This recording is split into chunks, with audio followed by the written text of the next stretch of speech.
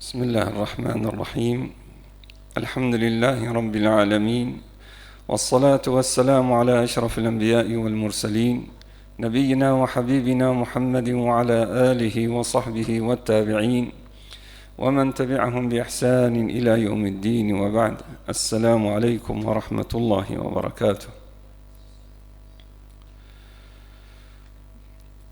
Görmüşük bundan da evvel ve subhanallah her ilde bu zahiranı görürük. Ennehu bazı kimseler elhamdülillah tövbe ederler, yüz çevirirler Allah'a tebaraka ve teala. Ramazan ayında olsun, ayrı vakitte olsun bir fetre sonra bir de dönerler geriye. Yani hakikaten bu bir kahirdi. Hem özleri için hem de biz de bir böyle kimseleri görende bir de şeytan geriye döndürür özlerini, yen nefisleri bir de geriye döndürür özlerini, bir de dönürler günaha, tevbelerini kırırlar. Hakikaten yani bu iş ister daha fazla ihtimam edek özüne ögün alağın. Her kim istiri Allah subhanehu ve teala ikram edenden sonra özünü tevbe edip yüzünü çevirip Allah'a günahtan vazgeçip, agri yoldan vazgeçip, Allah'ın yolunu tutup, her kim istiri tevbasına mukayyet olsun, geri dönmesin, bu dediğimiz noktalara mukayyet olsun. Birincisi tevbe edende ihlasına mukayyet olsun. Allah tebaraka ve teala tevbe etsin. Tevbası Allah olsun, Allah'ın rızalığını istiri ve hakikaten istiri nefsini ihlas etsin bu agri yoldan. Allah'ın cennetini aktarır. Yok tövbe ediri, hatta değilsin, yen görülsün, tövbe etmesin, hatta alem desin iyi insandı ve agriliği yoktu. Bir dünya içi, bir menfaat içi, bir maslaha içi tövbe etmesin. Allah subhanehu ve teala eğer bildiyse, sen muhlissan, özü içi tövbe etsen, sadıkan tövbe etsen yardımcı olur. Sana yardım eder tevbavda. Tevbanı sehl eder sanuçi. Düz yolu tutmağı asan eder ögüde. Ve her ne seni bir de döndürür geriye, ondan uzak eder seni, men eder seni. Koymaz seni daha agir yollara bir de dönesen. Öz fadliden tebaraka ve teala ayette buyurur. كَذَٰلِكَ لِنَصْرِفَ عَنْهُ السُّوءَ وَالْفَحْشَاءَ اِنَّهُ مِنْ عِبَادِنَا الْمُخْلَصِينَ. Allah subhanehu ve teala sarf eder agri yolları, iyi kullarından, muhlis kullarından, çünkü ihlasları hatırı için. İbn-i Kayyim Allah rahmete kılsın buyurur. فَالْمُؤْمِنُ الْمُخْلِصُ لِلّٰهِ مِنْ أَطْيَبِ النَّاسِ عَيْشًا وَأَنْعَمِهِمْ بَالًا وَأَشْرَحِهِمْ صَدْرًا وَأَسَرِّهِمْ قَلْبًا وَهَذِهِ جَنَّةٌ عَاجِلَةٌ قَبْلَ الْجَنَّةِ الْآجِلَةِ. Muhlis kimse Allah için ibadet edir, Allah için tövbe edir. İbn-i Kayyim Allah rahmete kılsın diri, en iyi yaşayan yeryüzünde özüdür. En içerisi havadan olan özüdür. En istirahatta yaşayan özüdür. En keyifli özüdür. Hele bu cenneti, hele bu dünyanın cennetidir. Hele ahiretin de cenneti kalıptır. İsteyen tövbasına mukayyet olsun, bir de geri dönmesin, içerisini Allah'ın tebaraka ve teala sevdasıyla doldursun. İnsanın yüreğinde Allah'ın muhabbeti, sevdası olmadıysa şerşürür yığışı başına. Agri yollara çevirirler özünü. O zaman insanın içerisi dolduysa Allah'ın muhabbetiyle, içerisi dolduysa Allah'ın dinini sevmek, Allah'ın yolunu tutmak, bu da neyden kazanını? O faydalı ilim ki öğrenip özünü, o amel salih ki yapır özünü, o zaman istirahattadır. Ve her zaman salamatta agri yoldan ve şehvatin yolundan, onun için içeriği Allah'ın muhabbetinden doldur. Bir de ister özü yorulturasan nefsuyla, nefsuhu ilzam edesen taat yolunu tutsun. Nefsuhu uzak edesen, men edesen, fısk-ı fucur yolundan, günah yolundan. Yani ister nefsudan yorulasan, mücahede edesen nefsuhu. Bunu etmese, tevbe ve mukayyet olabilmesen, nefsi ve mücahede etmek azim faydaları var. Hem dünyada hem ahirette. Seni koyar şerden uzak olasan. Seni koyar her zaman hayra yakul olasan. Rabbil alemin buyurdu. وَالَّذ۪ينَ جَاهَدُوا ف۪ينَا لَنَهْدِيَنَّهُمْ سُبُلَنَا وَاِنَّ اللّٰهَ لَمَعَ الْمُحْسِنِينَ. Eğer nefsini mücahede ettiyse, yorulturduysa özü nefsule, ilzam etti, nefsini taat üzerine kalsın, günahtan uzak olsun, böyle bilsen inşallah hayır üzerine sen. Ve Allah subhanehu ve teala yardımcıdır sana. Bundan evvel neyi haz etmirdi, daha yanıda hoş olur. Bundan evvel ne ağır idi üzerine, yüngül olur üzerine. Bu hepsi Allah'ın yardımıdır. O kimselere ki sadikan tövbe ederler, üst çevirirler Allah'a tebareke ve teala. İsteyen tevbasına mukayyet olsun, bir de geri dönmesin, her zaman yadına salsın. Bu dünya fanidir, biten bir dünyadır. Tez biter. Yadına saldıysa bu dünya ahiretin mezraasıdır. Yadına saldıysa bu dünya bir fırsatı insanın öğünde güzel amel yapsın. Yadına saldıysa cenneti ve Allah subhanehu ve teala nanza naim hazırlayıptı müminlerçe. Yadına saldıysa cehennemin azabını, yanında şehvetten uzak olmak asant olur. Ve her zaman nefsi tövbe ister ve düz yolu tutmak ister. Ne istesen hatta tövbe ve mukayyet olasan, faydalı ilim öğrenirsen.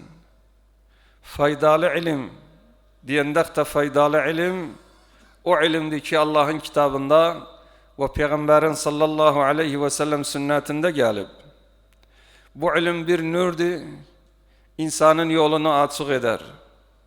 Bu ilim bir nurdi, insanı hayırla meşgul eder, şerden uzak eder. Tabii her çeşte bu ilme karşı maratipti. Her çeşin özüne göre ilmi var. Fe haris ol, bu ilimden payı fazla olsun. Bildek faydalı ilimden de bilesen ki tövbe etmek her günahtan vacipti üzerine. Ve bilesen tövbenin fazlı ne kadar ve ahkamı nedir? Ve bu ilimden de, faydalı ilimden de bilesen, günah işlemeğin zararı ne kadardır? Ve seni başına ne getirecekti bu yaptığı günahlar? Bu hepsi ilmin içindedir. Fe ilmi zayıf olan, tabi iltizamı da zayıf olur. İster ki istesen sen tevbe ve mukayyet olasan, ister yalnız kalmayasan, eli boş kalmayasan. Bu iki şeyden mukayyet ol. İnsan hiçbir zaman yalnız kalmasın, hasaten yengi tövbeden, bir de eli boş kalmasın. Eli boşluk insanı ayrı yol yapar. Çünkü bu nefsini hayırle meşgul etmese, şerle seni meşgul eder. Allah'ın taatiyle nefsini meşgul etmese, günah yaparsan. Fe hiçbir zaman eli boş kalma. Bir şeyle nefsini özü meşgul eyle ki faydası var sana. Hem dünyada hem ahirette. Bir de yalnız kalma. Her zaman cemaatten ol. İyi kimselerden ol. Tövbe eden, çünkü yalnız kaldıysa fikrine geli, o ayrı yollar, o ayrı işler, o günahlar yadına da geldiyse yavaş yavaş ihtimal bir de döner geriye. Bir mühim nokta var, gere yadudan çıkmasın. Ki istesen tevbe her zaman devamlı olsun, geri dönmeyesen, her ne seni şehvatu tehyic edir, heyecanlandırır, ondan uzak ol.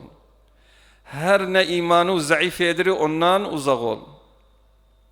Her ne seni harama yapar, ondan uzak ol. Haram yapmak dilden olsun, etmekten olsun, eşitmekten olsun, Gitmekten olsun, okumaktan olsun, bakmaktan olsun, bunlardan hepsinden uzak ol. Bunlardan hepsinden arağı kes. O şahıslar ki seni günaha aparırdı, özleriyle gezmeye gedirdi, yani özleriyle oturdu, yani özleriyle masiyet seferi edirdi, harice gedirdi, eğlenmeye gedirdi. Onlardan arağı kes. Koyma onlardan arağı kalsın. O yerler ki yığışırdığımız içinde Allahu alem neyleri yapırdığımız, onlardan uzak ol daha. İlakav kes özlerinden. İlakavu kuvvetli yeter iyi kimselerden. Her zaman sohbatu ahyarlardan olsun. İyi kimselerden olsun. İyi kimseyden kalktıysa, oturduysa kalbi avadan olun. İçeri ferahlandırın. Fikri saf olun. İyi arkadaş, multezim kimseler, Allah'ın yolunu tutan kimseler, aybu diyerler sana, gâşyetmezler sana, nasihat ederler sana. Bir şeyi bilmişsen öğretirler sana. Yardımcı olurlar sana Allah'ın taatına. Her yol gösterirler sana. İyi kimse her zaman Allah'ın zikrini yadıva salar. Sana mukayet olu, süm'atu ve mukayet olu, gaybatu etmez. Bir mele meclisler ki içinde iyi kimseler yığışırlar, mübarek meclislerdiler bunlar. Allah'ın rahmeti ener üzerlerine, melaikeler kablar özlerini, Allah'ın sekineti ener üzerlerine. Onun için haris ol, iyi kimselerden kalkıp oturmak ile, onlardan hayatı geçirt. Harap kimselerden uzak ol, harap arkadaştan uzak ol. Ne için? Hiç tesir etmezse sana dinive tesir eder. Eğer dinivi bozmasa sana için, dinive tesir eder. Harap arkadaş aybu demez sana. Harap arkadaş kötü yolları, kötü işleri gözüde güzel eder. Ve güzel işleri, salih işleri seni uzak eder özünden. As-sahibu sahib. Arkadaş insanı çekeler. Özü iyi yoldaysa iyi yol yapar seni. Harap yoldaysa harap yola çekeler seni. Sen zannetme harap arkadaş, seni bes içki alıştırır, seni bes fesad yola alıştırır, seni bes cigara yolu, muhaddirat yoluna yapar. İş bundan daha büyüktü. İhtimal seni kufra, ilhada, zendakaya yapar. Nanca genç kalktılar oturdular bazı kimselerden dinlerini yitirdiler. Dinleri kalmadı vel-iyadu billah. Bakın o kimselere sefer edibler, gedibler yazı memleketlere, kalkıplar oturuplar özlerinin dinleri kalmayıptı çoğunun. Ve insan mukayyet olsun harap kimselerden, bu çok hatardı.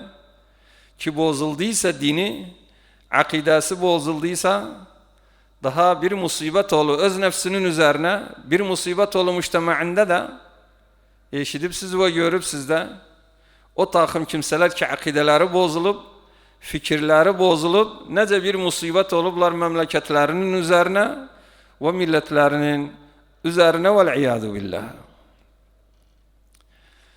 Günahı işlemezden evvel, insan düşünsün, avakibine baksın. Nanca her işin ahırını düşündüyse o sana yol gösteri yapasan yoksa yapmayasan. Sen bir günah yapanda ihtimal biraz lezzet alsan içinde. Bir hayırsızlık olsun, bir zina olsun. Her günahta öz kaderice bir lezzet var. O lezzet 5 dakika olsun, 10 dakika olsun, 1 saat olsun. Düşün ensasice nanca hesap kitabı var, nanca ikab var. Dünyada hala ahiretten evvel. İhtimal o günah sebebine yüzlerce iller cehennem ateşinde sen yanacaksan o 1 saat lezzetin kanşarına ihtimal. Fe yaptığı günahın o basit vakti bir lezzeti var ise düşün ensasice nanca cezalar ihtimal var. Hala dünyada da var. ahirette de var. Nanza insanlar var, bir lahzada bir adam öldürüptü, bir lahza içerisi istirahat edip, ama 20 yıl, 25 yıl getirip de sicinlerde hayatını, onun cezasını vermekten. Düşün her şeyin, işin akıbetini düşündüyse, seni harap yoldan uzak eder. İnsan hayatında adet edip bazı şeylerin üzerine. Tövbe eden insan, her ne adet var ise özünde, her ne öğrenip, şeriate muhalif de ondan uzak olsun. Adamlar öğrenip mesela saat 9'da 10'da yuxudan kalkar. Der, vallahi ben sabah namazına alışmamışım kalkım. Ben hayatımda oruç olmamışım, ben bilmem, edebilmem, aç kalım. Oruç olabilmem. Bunlar nedir? Bu adetler ki insan ömrünü getirdi üzerine, bunlar dine karşıdır. Muhaliftir Allah'ın şeriatına. Her şeyi adet edip sen dine muhaliftir, o adetten uzak ol. O adeti daha terk eyle, yaramaz sana.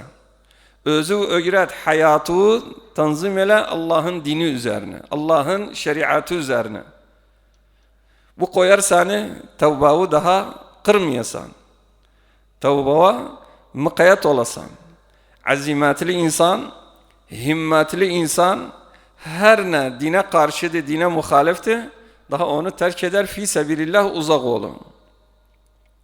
Ve her şey ki kalbi ona muallaktır, muhaliftir Allah'a ve Peygamberin yoluna, ondan uzak ol. Dünyanın şehvatı olsun, dünyanın melezzatı olsun, mansab sevmek olsun, yanda gezmek olsun, alemden kalkıp oturmak olsun, her ne dini ve zararı var, imanı zayıf eder, ondan uzak ol, onu terk ele, onun yerine ilakavu Rabbul Alemin'den kuvvetleyle, ele Rabbul Alemin özü mahbubu olsun ve kalbi özüne bağla, hiçbir kimseye daha ihtiyacı olmaz.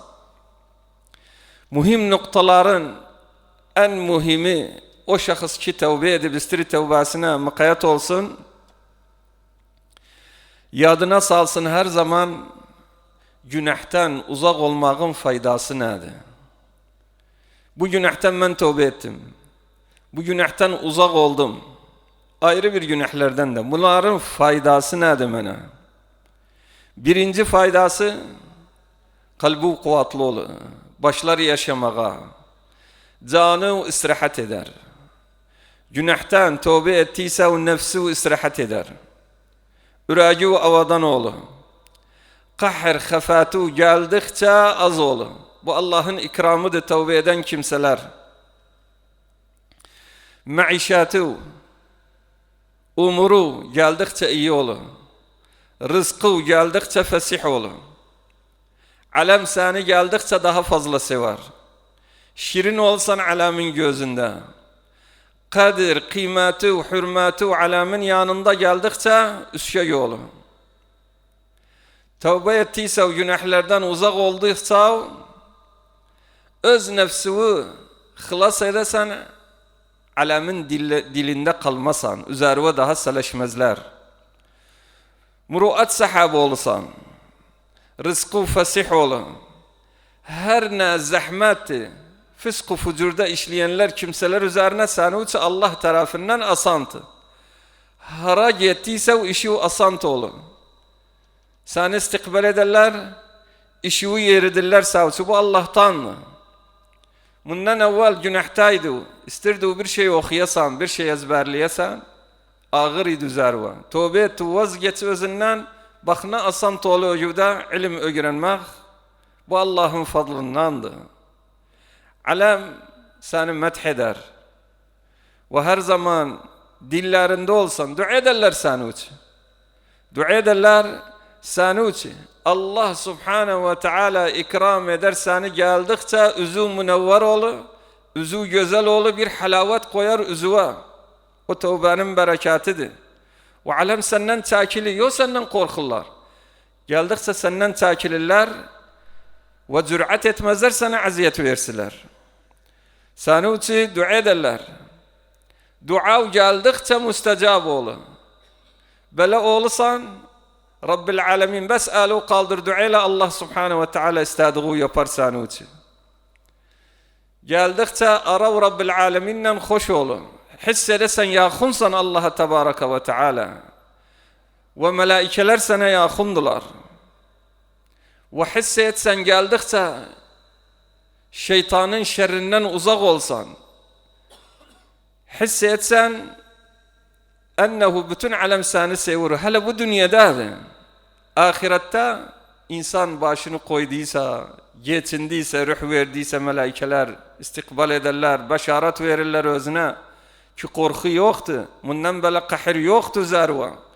Kıyamet gününde olduysa bu alem sıcaktadır, ter tökürü, sen o kölgelik altındasan ki Allah'ın Tebaraka ve Teala arşinin kölgesi var, sen o kölgenin altındasan, Allah'ın huzurunda durasan Allah Subhanahu ve Teala sanuden hesap edenden sonra sorandan sonra alem her çeşit vurar insiraf eder gider. Allah Subhanahu ve Teala seni muttakin kimselerden, evliyaiden koyar, muflihin hizbiden seni koyar. Bu da Allah'ın fadlıdır seni üzerine. Bunları düşündüyse o günahtan vazgeçmek bu faydaları var. Nece daha ayağı sırlı gidesen günaha. Buna karşı da yadıva sal, günahın nanca zararı var sana. Günahın nanca zararı var sana. Eğer geldiyse o haramı yaptıysa o yadıva sal. Sen ilimden mahrum olacaksın. Sen geldikçe rızkı kem olacaktı. Rabbil Alemin'le geldikçe uzak olacaksan, arav zayıf olacak özüden ve hissedesen geldikçe bu alem senden haz etmir. Günah günaha çekeler seni geldikçe. Üzü geldikçe halavatı kalmır. Özüne baksan, ürəyi sıxıllı özü öz nefsudan. Canuda aziyet, xəstəlik, incik, taattan mahrum olubsan. Ömrü geldikçe kısa olur. Ömrün bereketi kalmaz. Ömür kısalık, uzunluk neyidendi? Berekettendi. Allah'ın taatidendi. Fe geldikçe ömrü kısa olur. Kahir xafat kablar seni. Yadıva sal. Günah işlediyse bu günahın cezası hala dünyada zelil eder seni. Aklını bozar. Ve geldikçe günaha seni yakın eder. Tevbeden seni uzak eder. Günah günaha çekeler seni. İhtimal Allah'ın laneti altına koyar seni. Günah işlediyse Peygamberin sallallahu aleyhi ve sellem duasından mahrum olsan, müminlerin duasından mahrum olsan, melaikelerin duasından mahrum olsan, bu bir sebepti. Sen sıkıntı altında olasan dünyada ve ahirette. Günah içerideki o gıryatı zayıf eder. Ehlatı üzerine gıryatı zayıf olur. Milleti üzerine gıryatı zayıf olur. Memleketi üzerine gıryatı zayıf olur. Bu bir şuumdu. Günahı işlemek, dünyada ve ahirette cezasını saysak, hebele yorultur bize hala sonuna ulaşmarıq. Onun için ister nefsimizi her zaman ögüredağın, nefsimizi pakliyağın neyle? Birinci tevbeyle, ondan sonra çalışağın, tevbemize mukayet olaq. Nefsimizi ıslah edağın o faydalı ilimle ki Allah'ın kitabında ve Peygamberin sallallahu aleyhi ve sellem sünnetinde gelip nefsimizi ıslah edağın ibadettan, taattan, nanca üzleştiyse ve Allah'a taat etmekten, Allah'a ibadet etmekten geldikçe nefsi ıslah olunu. Nefsi pekle, günahtan uzak ol. Eğer geldiyse, nefsi ilzam ettiyse, bir taat yaptıysa, böyle bir nasır yapıpsan nefsi üzerine, şeytanın üzerine. Bu şeytan seni ayağı bağlar bu günahlarla. Kayd vur, sanki kayd vurup da elva ayağı. Nanca günahı da fazladır. O günahları kadarice eluda ayağı da kayd var şeytan malı. Eluda ayağı da kayd var nefsu malı. Esir olupsa o nefsinin nefsinin eli altında. Esir olupsa o şeytanın eli altında. Onlarca, ihtimal yüzlerce kayd vurup şeytan sana. Nefsil ammara bissu kayd vurup ele yağva. Çabalayabilmişsen. Kişinin elinde esir olupsan. Bir taat yaptıysa Allah'a Tebareke ve Teala sanki bir nasır yapıpsan bir kaydı kırdı. İkinci taati yapsa ikinci kaydı kırıpsan. Geldikçe hılas olsan, hür olsan. Daha şeytanın ubudiyetinden, nefsinin ubudiyetinden hür olsan. Hiçbir kayıt kalmaz. Onda bilirsen hürriyetin manası nedir? Bu kimseler ki batıblar günaha, esirdiler şeytanın el altına, nefslerin el altında. Zannedirler, hürdüler. Ne isterler yapırlar, yok vallahi böyle değil. Hakiki hürriyet, esir olmayasan şeytanın el altında, nefsinin el altında. Fe ister nefsimizi her zaman paklayağın, Allah'ın ibadatinden ve taatinden bu kaydılar ki şeytan ve nefs vurup bize o kaydları geldikçe kırağın. Bu işler hapsi dua ister Allah'tan Tebareke ve Teala. Duadan geri kalma. Dua seni her zaman öge atar. Dua ile Allah Subhanahu ve Teala nasuh bir tevbe versin sana. Ve dua ile Allah Subhanahu ve Teala devamlı sebat versin sana bu tevbenin üzerine. Ve dua ile Allah Subhanahu ve Teala tevfik etsin seni. İbadet taat yapasan ve öz fadliden, öz keramiden Rabbil Alemin o ecri yollardan seni uzak etsin. Her ne seni yapar bir de eski günahlara, eski yollara öz fadliden seni uzak etsin özlerinden. Duamız Allah Subhanahu ve Teala bize de ve her tövbe edene de sebat versin, istikame versin düz yolun üzerine. Amin. Ve sallallahu ala nebiyyina Muhammedin ve ala alihi ve sahbihi ecma'in.